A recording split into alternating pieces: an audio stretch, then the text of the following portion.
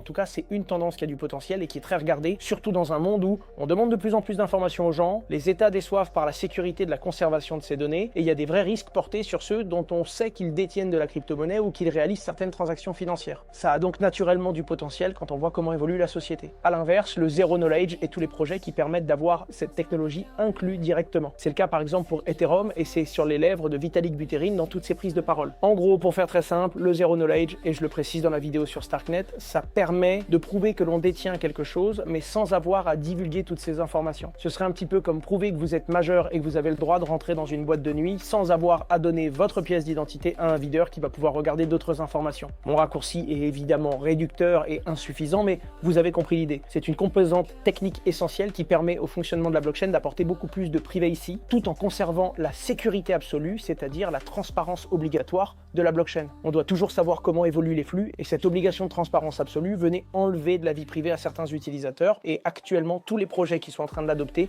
vont se faire valoriser avec le temps car c'est vraiment une technologie qui est recherchée et qui va prendre de plus en plus son sens, notamment en fonction de comment la société va évoluer. Dans les autres narratifs à surveiller, il y a les pertes DEX.